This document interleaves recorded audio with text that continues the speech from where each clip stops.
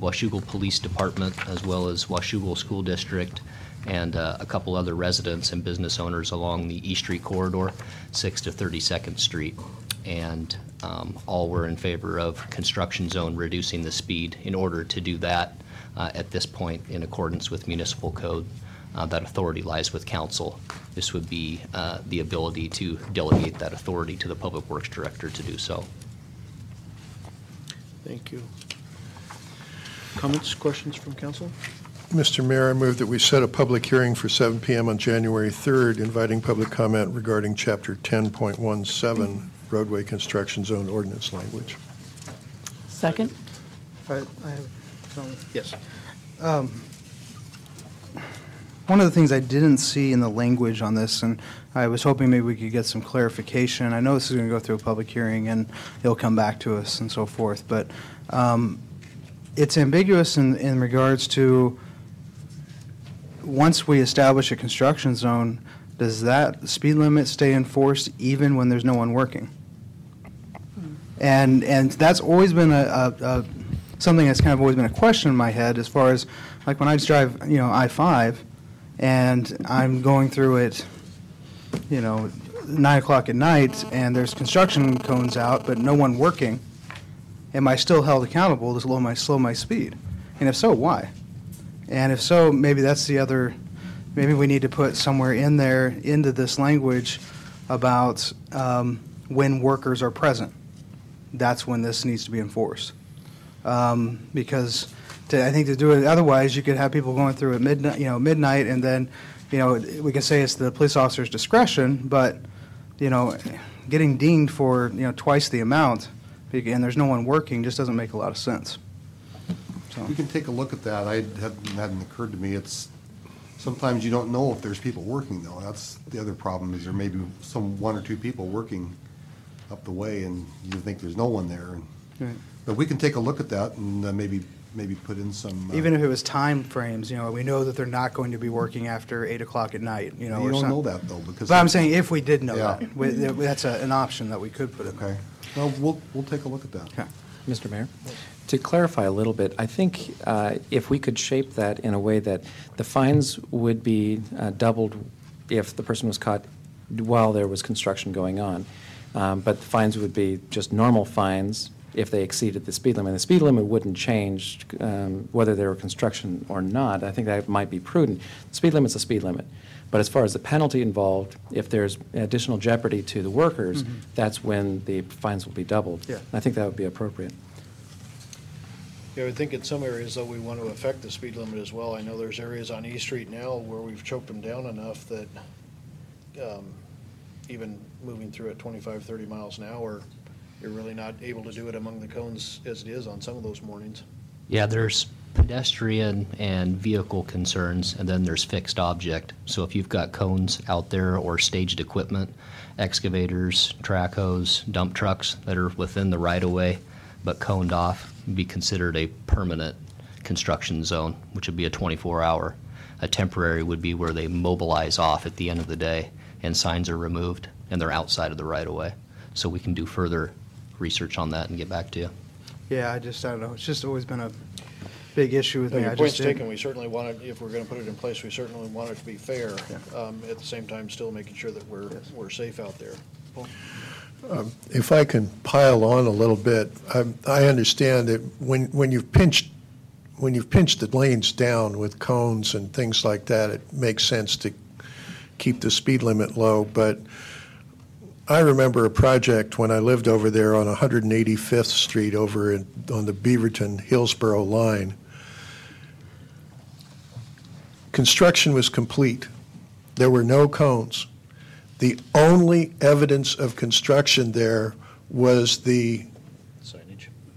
signs that said fines double. And they did. That's the only thing that was there, was those signs. And that ain't fair. Yeah. Now you see that quite regularly, especially through the I-5 corridor. Yeah. Beginning of construction zone, see the end of the construction zone, and then the speed up.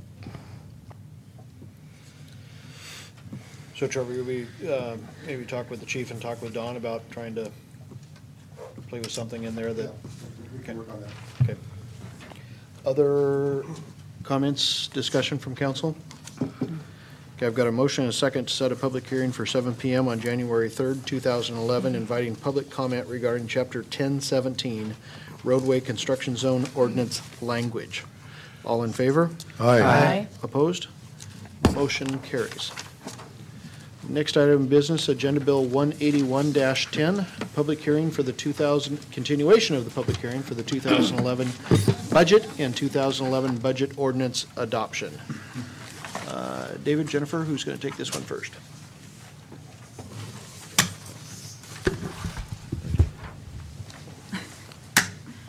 The 2011 preliminary budget was made available to the public on October 25th, 2010. A public hearing was started on November 15th and advertised appropriately, and we are continuing that public hearing tonight as requested by council. We've discussed the budget at council workshops on the 27th of September and the 25th of October, November 8th and November 29th. The 2011 budget includes a proposed utility rate increase. Actually, it's an approved rate increase. And the current budget that's before you has a surplus of, I believe, $819 is where we're currently at.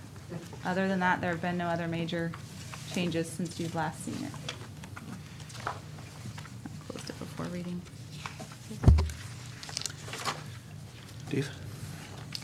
Thank you, Mayor. I just wanted to comment on two items that were the topics of conversation at our last work session, which I think were, at least one of which perhaps was the primary reason for the continuance of your deliberations, and that was the proposed supplemental payment to the City of Camas pursuant to our EMS agreement. $150,000 is proposed.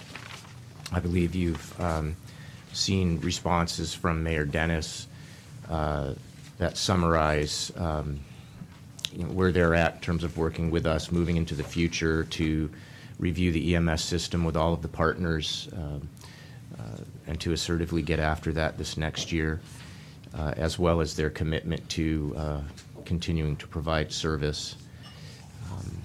If there were any questions on that particular item, we'd be prepared to answer those for you, but I think Mayor Dennis responded to the questions that the mayor posed on your behalf. The other item that has had some conversation was with respect to the Humane Society. The mayor and I did meet with some members of the board late last week. We have in our budget, it didn't affect the bottom line of the general street and fire fund budget. Still kept that $819 surplus, but inside in the detail, I'll note that there's an increase of $1,500 for the payment for the impounding and the services that we receive directly related to that. And then on the revenue side, there's a $1,500 increase in anticipated revenues. And what would be proposed at some future point in the very near future would be some adjustments to our code around how much we charge users of the system, constituents who find themselves needing to retrieve a dog from impound, that they would pay a slightly higher amount, and then there'd be a corresponding